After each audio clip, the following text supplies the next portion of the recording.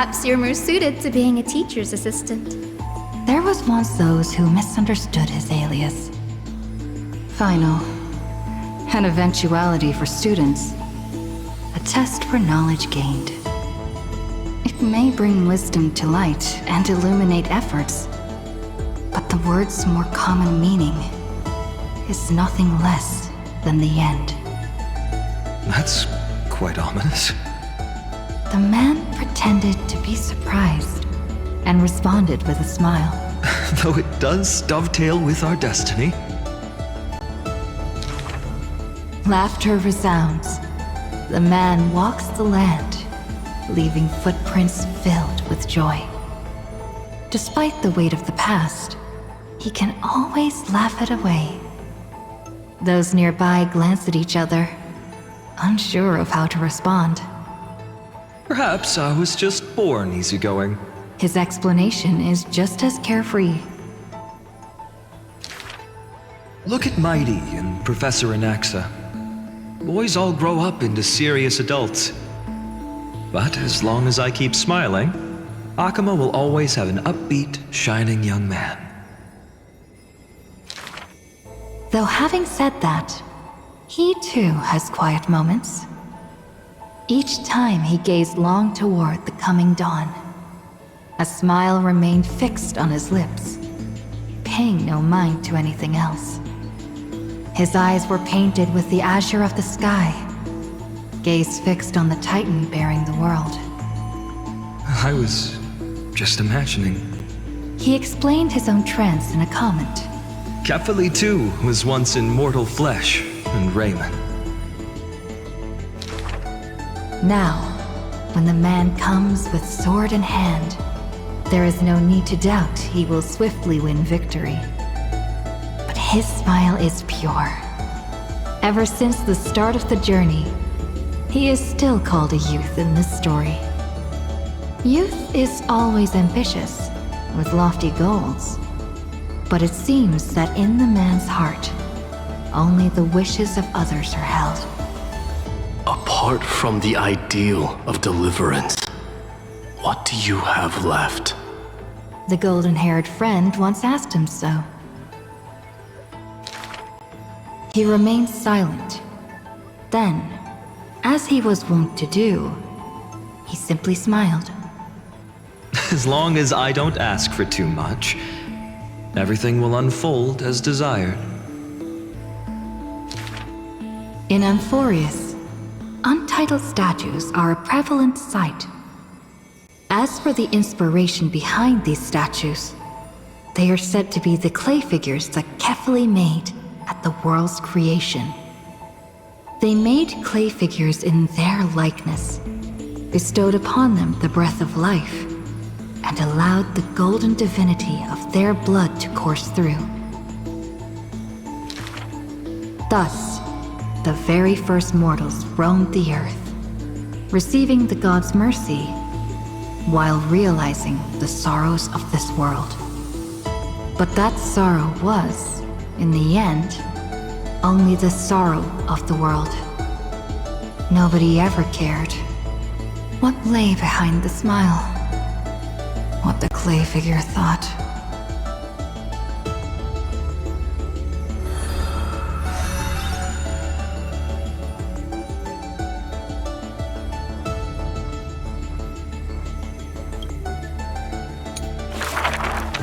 The people likened him to the blazing sun, bringing to Amphorius a glorious dawn. And for his part, he embraced their expectations, being willing to become the perfect vessel. Like that god who shouldered the world, the man never cried or frowned. Yet, he is not proud of his resolve. For sometimes, he even avoids the funerals of the departed, only out of fear that he cannot cry for those in pain. He once sought out emotions of sorrow and walked with the lowliest of people. Henceforth, your misfortune shall be my misfortune. Responsibly and diligently, He protected all for the people, living in dilapidated cottages, sitting on aged stools, subsisting on nuts and fruit, beset by hunger and cold. The people thanked him for his grace, like a hearth warming winter nights. The man's presence dispelled the cold, leaving warmth with promises of morrow. Whence does his warmth come from? None ask. The man gradually perceives his true nature, but he dares not speak. Unable to bear the turmoil in his heart, the man set off on a journey once more. Then I shall go save what I can. He was a formidable warrior, invincible in battle. And when it was necessary to sacrifice for fellows, he could do so with ease, giving up everything without a show. Just as the ballad blown on the breeze says, losses are a constant on the flame chase journey. Indeed, sacrifices were not hard for him. Yet his misgivings grew with every tomorrow. Like a tear that cannot be shed, such a resolute willingness to let go comes only from the fact that in decisions, he is utterly unafraid to hurt himself. It is because you suffer that you are so much stronger than any ordinary person. There were also those who could understand him. Among them, the Crown Prince. But he smiled wryly in response. Perhaps everything was just human nature. Yet his misgivings never dissipated. This unknown man, in an unknown corner, from time to time, is swallowed by terror. Could it be that, unknowingly, the path I walk is by no means the correct one? Fearing only that the greater the burden, the more the mistakes. The road trod by heroes need not be that beset by thorns. Finally, at the terminus of that road, in a desolate, empty place, the man's arms tremble. The power is beyond control, savaging all around it. This is the end of his road. But perhaps he had long foreseen it, but was doomed to be powerless to change it. I am willing to shoulder this world. That is no lie. But before the tears could flow, they were vaporized by the heat. His light blazed brighter than the sun, but beneath it, there was but cold destruction. The nameless hero, Kazlana. He had never loved himself. Why would he love this world?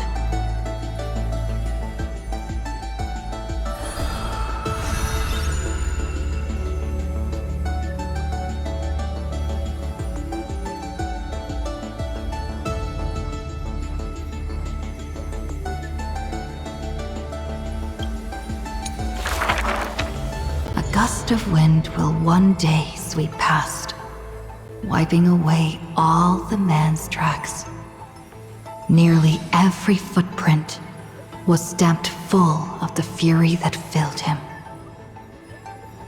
That humble youth faded away with the flames into yesterday.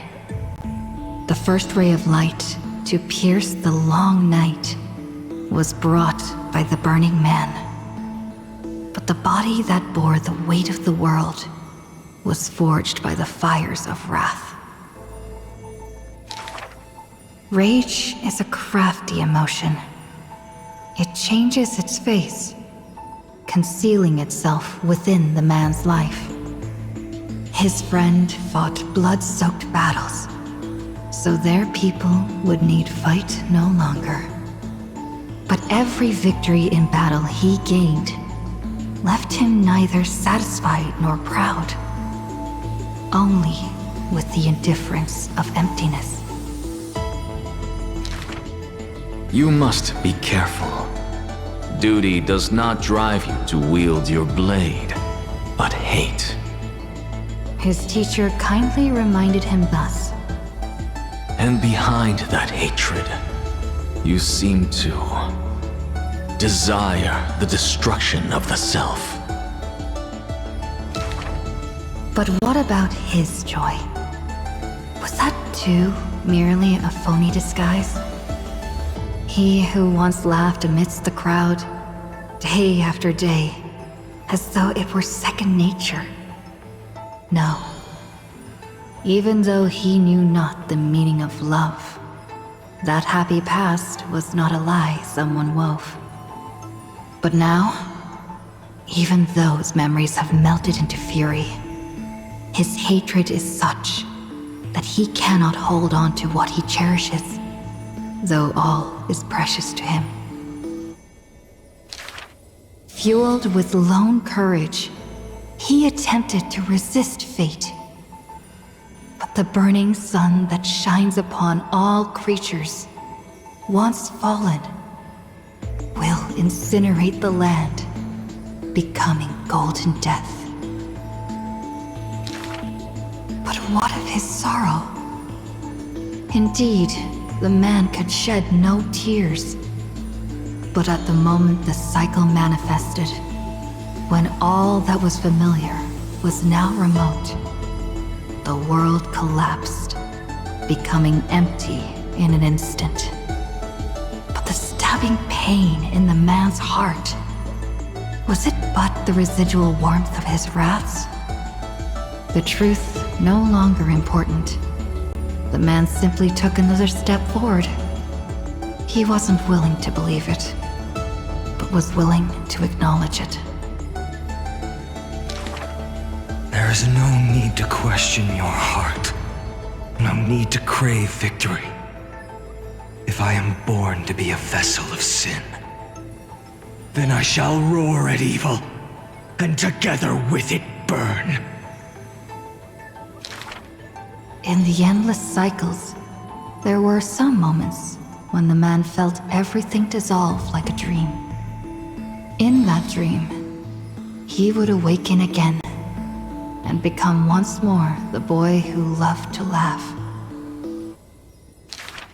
But were he to open his eyes, the fury would cast a shadow. He saw the creators choke his throat, gurgling and gasping, and in that boundless dream, he mistook them for his own jest. But their true forms were violent hatred towards the creators, towards himself, a roaring inferno. The prophecy departed. Amphorius was unable to usher in the dawn. What rises in the distance is not the morning sun, but a ball of all-devouring fire, setting the universe in conflagration, searing till the end of time.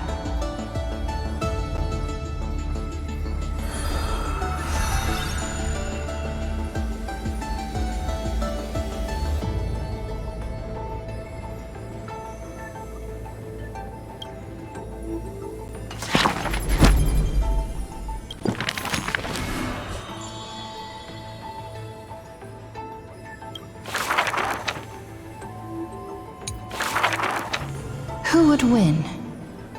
A young girl emerging from her sheath and showing her edge, or a tyrant who has emerged victorious from 100 battles? The Black and White Legion squared off on the battlefield, golden and crimson blood converging into a coursing river. The leader herself actually dares to step forth and face peril? The tyrant charged toward the exposed gap in the king's flank, and instantly fell into a trap of raging flames and iron rain. On the board, the king too is but a chess piece. If the king does not lead, how would any dare to follow?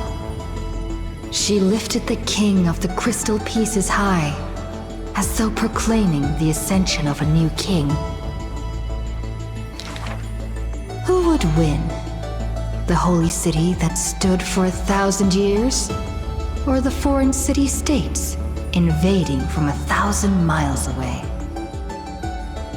Hollow hatred ignited the flames of war. The besieged walls of dawn tottered. Only a miracle can save us now. The cowardly elders barred themselves behind closed doors, while the trembling citizenry knelt and prayed. There is no need to panic. The miracle is already here. Under the banners dancing like waves, the burning crown shone bright as the wheeling constellations. Who would win? The general who saved the city, or the high and mighty with their privileged authority? The guillotine fell, severing the elder's life. The whispers dissipated, and the scales of victory tipped. From this day forth, I shall bring justice to the holy city. The people cried out her name and knelt in reverence, but were stopped by the sound of the scepter of authority striking the ground. Do not lower your heads beneath my crown. This was the first, and also the only Imperator. Who would win? The heroes bursting with ambition, or the omnipotent gods? The Imperator issued the decree! The start of the flame chase journey is at hand! Perhaps drawn by the grand design to welcome the Era Nova, or perhaps convinced by that king's great renown. Righteous warriors from across the land gathered before the Imperator's throne. On the day the journey began, the sky was an expanse of fluttering banners. The people gazed upon the overwhelming military alliance, a golden city reflected in their eyes. As for the end of that chess game, the scholars debate endlessly, but such discussions always end with a sigh. The invincible Imperator faded at the pinnacle of power. The crown's flames extinguished in the lake. The banner, once revered by the people, along with the broken spears of the heroes, now a tomb. The people said, Even the sovereign that conquers all before her is no match for fate. Yet she said, In a war with fate, has there ever been any justice?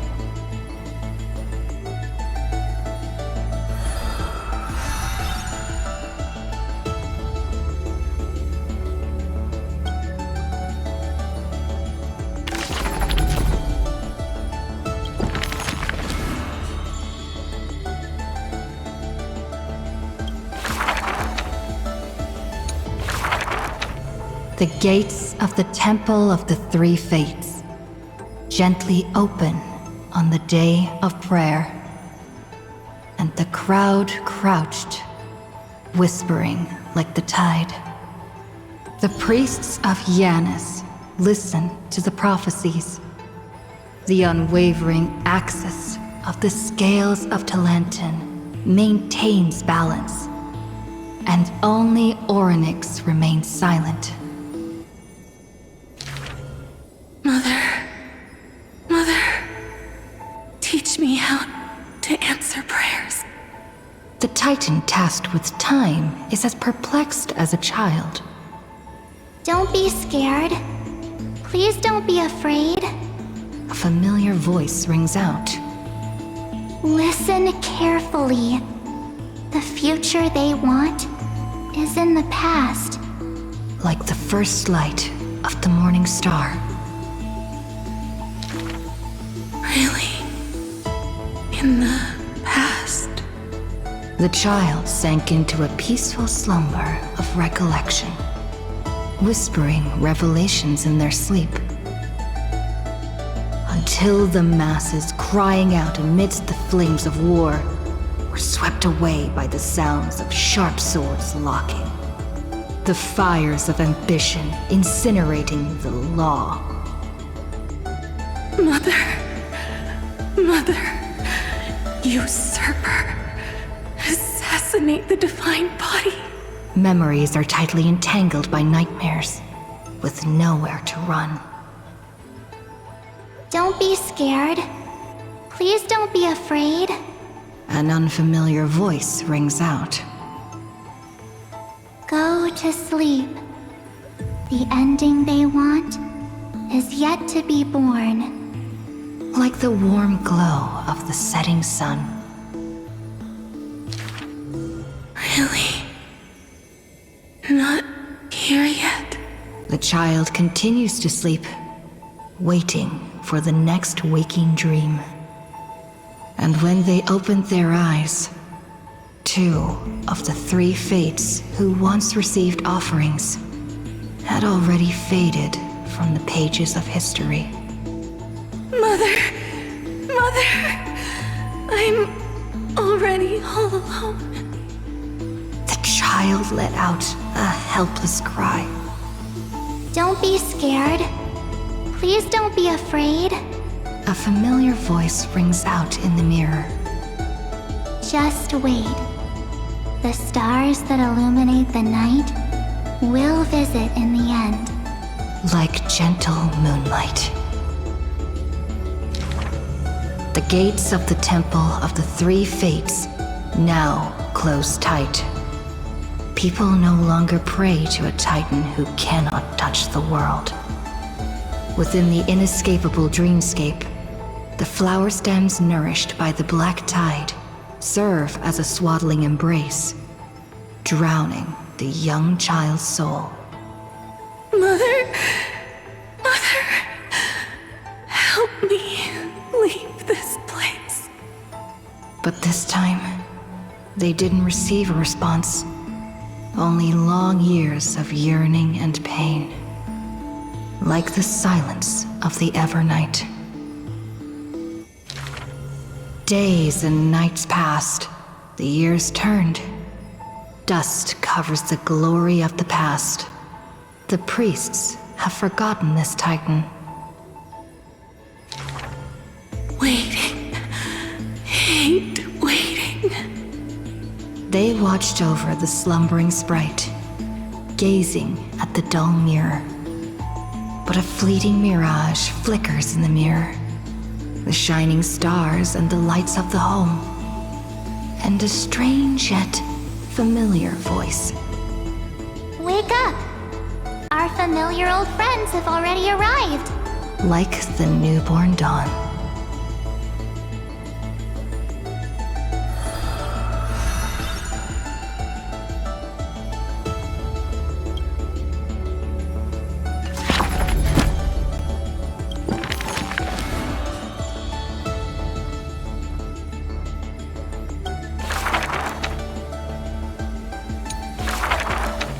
The ancient chaos was shrouded in silence and shadow.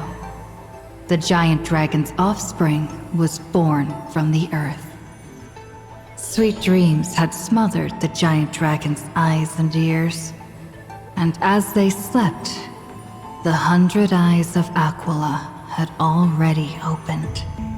And Fagusa had begun to stir the playful waves. Yet Giorios remained weighty and silent. Layer upon layer of peaks enveloped the dragon, cradling them in a bed more grand than any in existence. The giant dragons spent their childhood in darkness. From the moment their bleary eyes blinked open from haze of slumber, they hungered to feast on crude iron and drink deep of molten lava. Until one day, they raised their head and with a low, guttural voice, pleaded to glimpse light. The Titan lifted them up by their ribs, slowly raising them.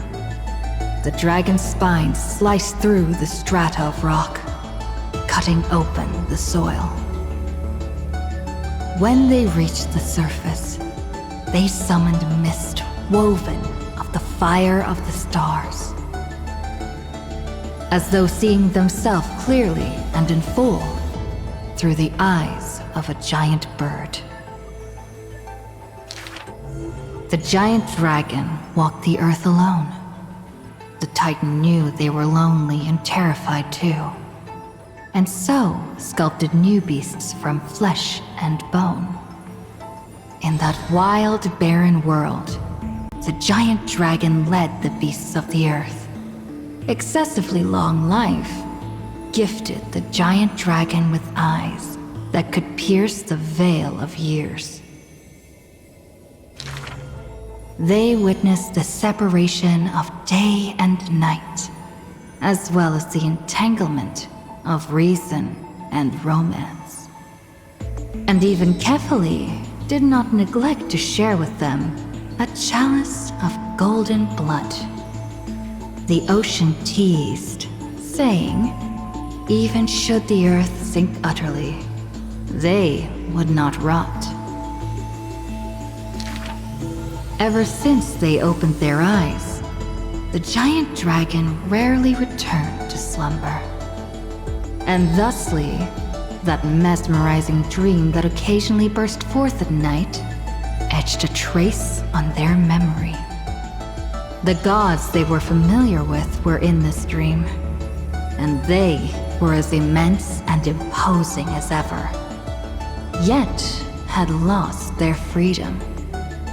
Just what manner of magnificent pathstrider could imprison the Titan's mere reflections? The giant dragon dreamed also of their own path, that great breath from the heavens, or perhaps from beyond even the heavens.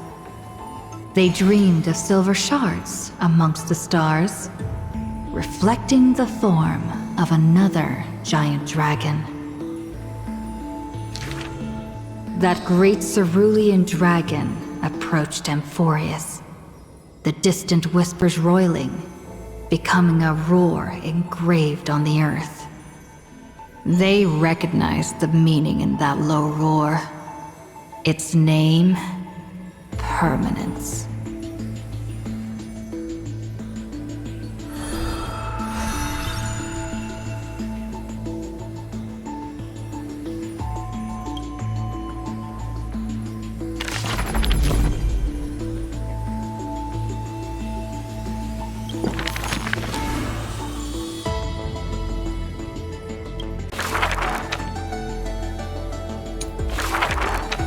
The black tide that blotted out the sky surrounded the city walls. The soldiers manning the walls battered from battle.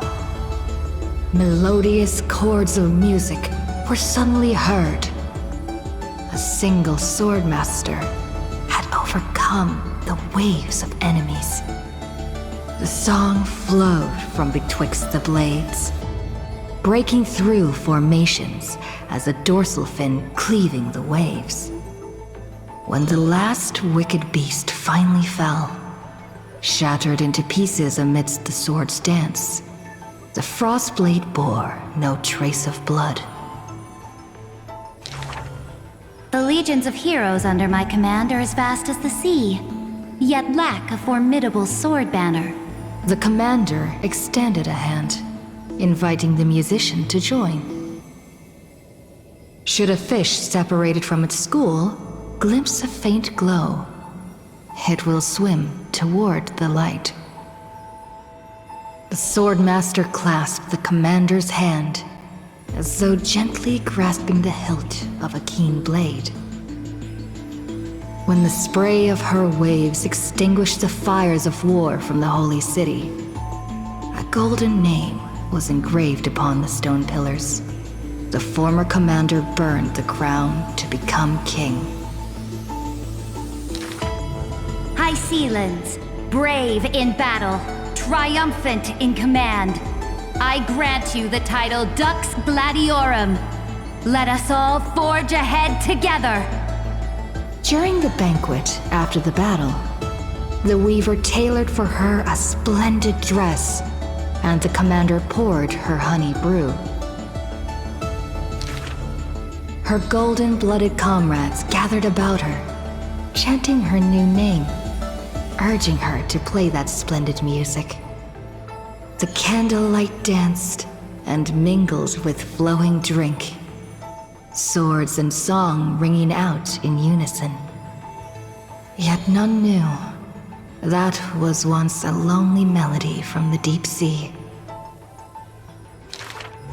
The music of revelry continued for a long time, until the whispers of conspiracies were buried in the songs, until the roars of lethal struggle shattered the music. Legend holds that they who bear the weight of a pillar shall one day return to where it stands. Those who tug at the earth shall end amongst the mountains. Those who sow dawn and dusk shall remain eternal in the sky. And she would once again return to the pitch-black sea. And she would once again sing her music alone. The bountiful ocean, with the banquets of bygone days, stir as futile bubbles at the bottom of a glass. Many years later, the song once played by that sword master was played by future generations in the Holy City. The people knew the demigod of the seas was still a noble captain. She possessed peerless swordsmanship and a song that is passed down through the ages. It was just that she had long since vanished. Guests at the banquet sometimes spoke of her, but it was only a prayer between their cups. High Sealands, melody of the waves, bless our night that we may drink deep and dance till dawn.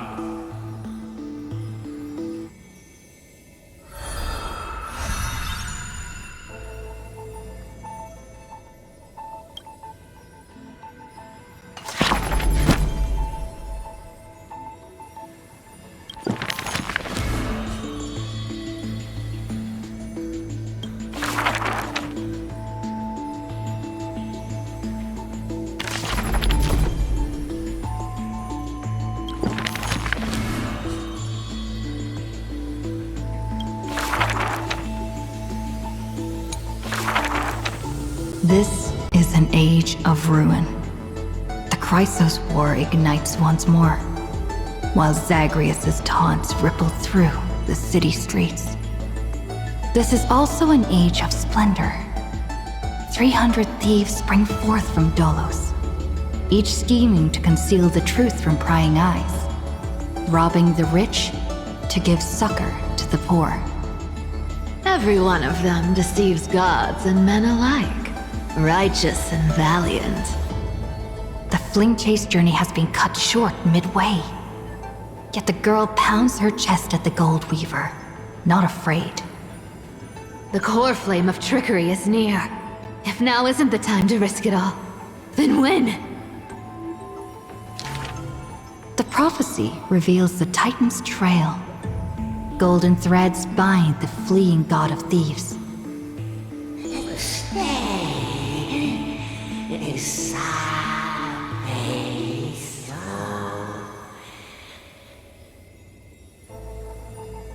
The young girl flashed a grin and walked towards the god who was pretending to smile.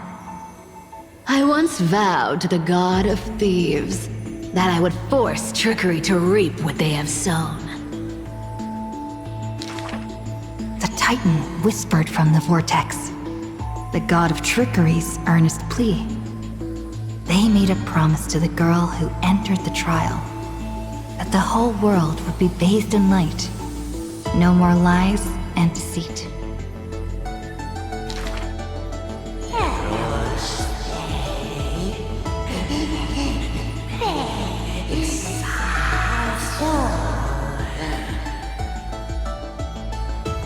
The young girl recalled the hearth fire of her childhood. Cyphera, only honesty is well liked. She pursed her lips. That does sound like quite the ideal society. Of course I didn't accept. How boring would a world without deception be? The young girl demonstrated her newly acquired divine power, molding lies into reality. The defeated Titan is now not but a wandering soul. But somewhere far away, a purple spirit thief opened bleary eyes. They had forgotten their previous life as a Titan, and remembered only the girl's crafty message. Go! Collect treasure, you greedy little grape. Once you regain the memories of trickery from chests, then I will claim the reward for saving your life. In the days spent away from Akuma, the girl grew accustomed to traveling alone. In a certain city, she heard of a spirit thief. Rumors aplenty. I, Bartolo's master thief, shall take all you've labored to gain. So saying, the spirit thief steals the girl's coin pouch and fled without a trace.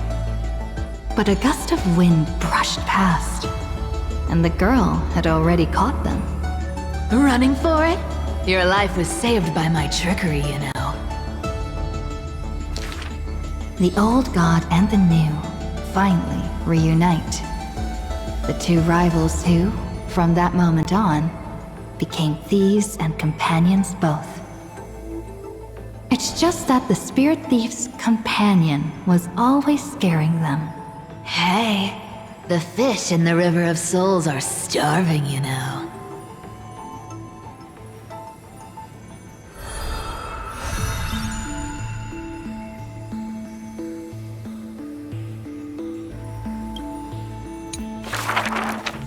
A thief reveals a few lies. The first lie is called Fellow Thieves, come on and deceive gods with me. The world has already forgotten that feast. Lies unnumbered that drowned the Day of Souls. Schemes uncounted, burning for a night of revelry. 300 thieves shackled in imprisonment, in exchange for a Titan's resigned confinement. To have managed to trick the Grand Master of all tricks. I can die happy now. This was Dolos's great achievement. The deception of the gods, where even Zagreus was fooled. The second lie is called The god of trickery is now not but a wandering soul. Why did she spare the Titan's life? The young girl knew not, even after asking herself. Was it greed for the treasure they promised? Or had she vaguely perceived their lonely fate? It's because you're every bit as despicable as I am. It's such a relief not having to deal with the noble. The girl dismissed and made light of herself, only forgetting trickery was once a god that supported the world. The third lie is called Oh, eternal day! Endlessly illuminate the holy city. At Dawncloud, the chaplain's secrets, foretold the coming of that endless night. What if my lies are more sophisticated? Can the dawn last forever? No end in sight? Bearing the fate of the Thief Star, the girl was long used to walking in shadow. But as she gazed towards the holy city's dawn, her duty became fixed in her heart, stalwart in might. The fourth lie is called. There's no reason. I just don't want to see you again. The girl tried to mask her nonchalance, but could never fool the Golden Thread's questions. But it is the false-hearted malice that most powerfully forces belief. A true flame chase hero willingly faded from attention, while the wayfaring traveler grasped tight onto fleeting light. She used divine power to forge a mask and conceal the last of her true heart. The fifth lie is called. No. There are no more lies left. The whimsical coin fell to the ground, telling the tale of fate fulfilled. Travels unwitnessed, ruses unknown.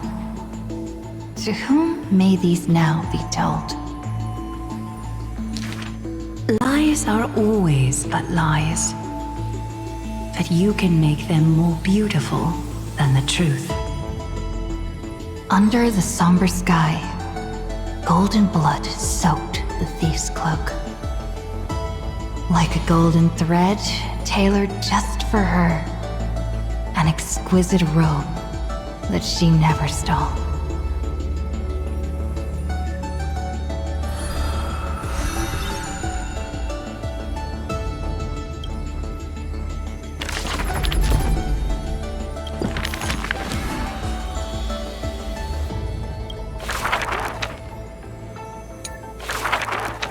On that day, the dawn promised by the Skyfather shattered in haste. As the black tide surged, breaking through the walls with relentless grace. In a quaint yet exquisite courtyard, two bitter foes meet at journey's end. Their fates entwined in fate's regard. With no escape, no road behind, they trade a weary smile in kind. Together, they gaze at the heavens of fire. If I can ever see the faint light again and stay alive. Then, Outlander Nemesis, you I will forgive. Not long ago, as the romantic demigod closed her eyes, the girl bottled her tears in sorrow, and once more opened the dim-lit garden wide. Two figures step into the courtyard's gate. A general of Kremnos, her body torn, by vengeance bound, by fury swayed. A noble of the Holy City, once wrapped in gold, now haunted by a fate betrayed. A simple injury, or so the girl believed. Yet the two women met with scorn, their words like blades. Because their children fled in love's embrace, while bloodied pasts left scars in place. A feud unbroken by countless years. A chasm carved by blood and spears. This was a sickness beyond the girl's touch. Just do your duty as a healer, girl. Family feuds are like sunlight and storm clouds. They cannot mend. At last, the girl saw it clear. The courtyard's birth in days of yore was born to mend the rift of dusk and dawn. Then I will make every effort to have you cast aside your difference in this faint light. Before long, the general's wounds were healed, and the noble's worries gently repealed. Yet when their gazes met once more, the loathing within remained unswayed. The girl then spoke the tale of her skykin, of a grandmother's sacrifice, a father's flight from within, of ancestors who descended, leaving their feud behind. Their hands in hers, she held them tight, yet flames of hatred burned too bright. She did not waver or despair. She just smiled and gazed upon the sky. I will use my own fate to prove to you. The courtyard, once bright, lay steeped in night. Hanging blossoms and wind chimes, all swallowed by the black tide. The general raised her spear, for the noble's sake, while the noble whispered prayers for the general, gentle as a lake. If I can ever see the faint light again and stay alive. Then, Outlander Nemesis, you I will forgive. The death they awaited never came.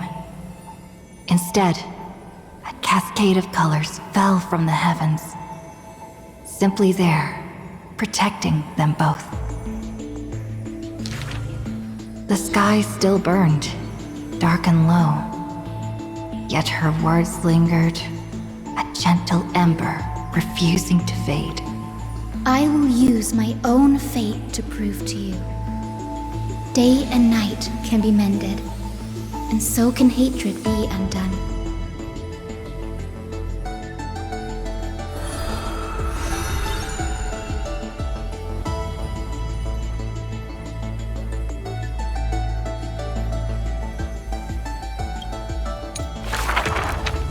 Sky Castrum, its ruins, like a blind and weary eye, gazes upon the earth in its dying sight.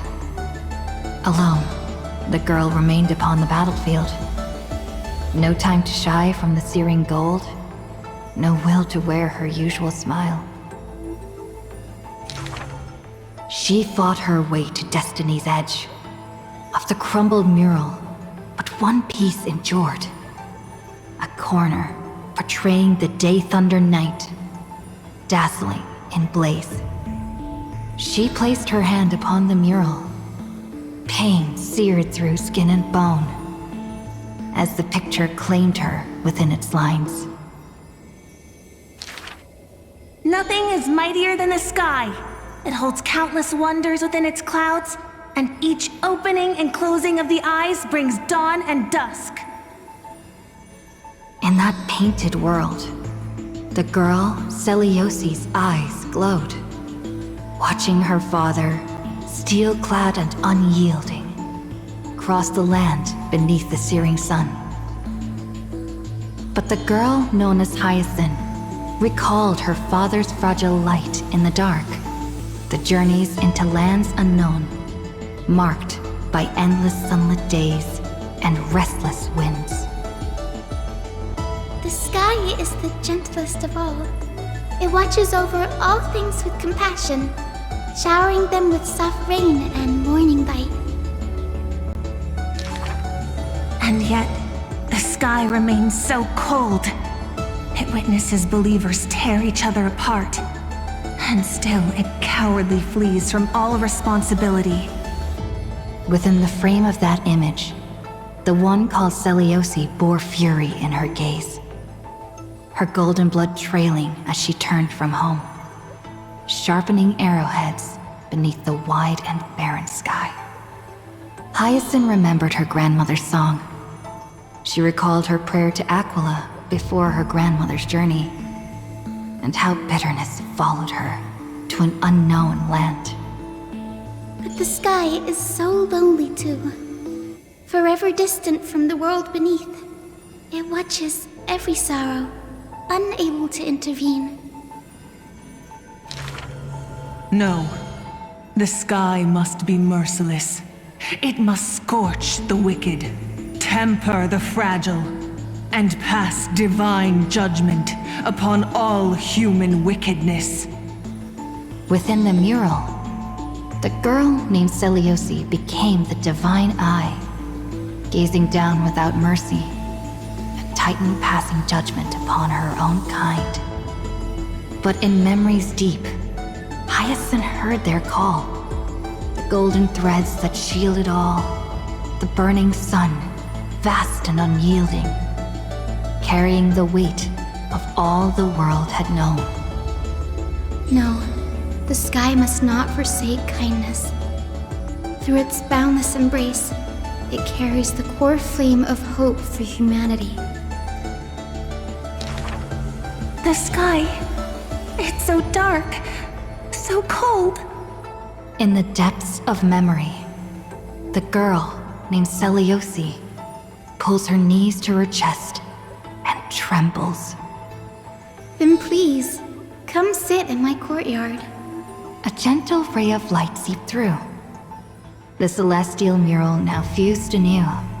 Once more, the land knows favor and boons.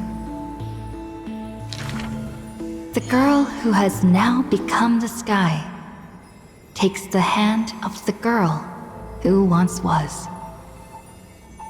I want to tell you the secret of the sky's greatness. Whenever the anguished earth looks to it, it always offers a smile in return.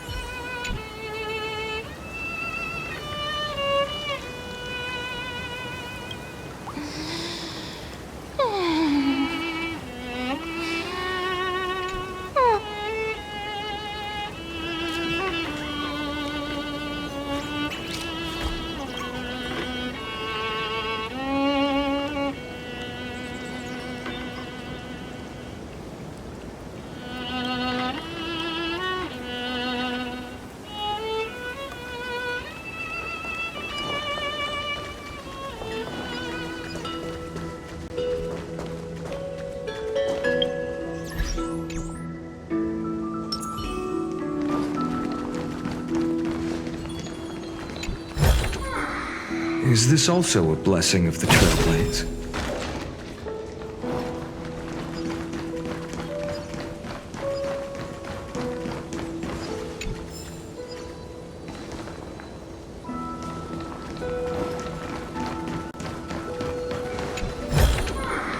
I've appraised it all. No fakes.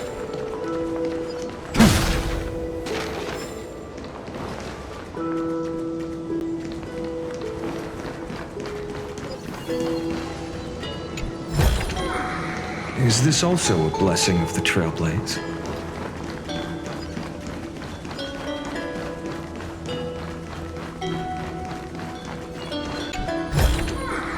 I've appraised it all.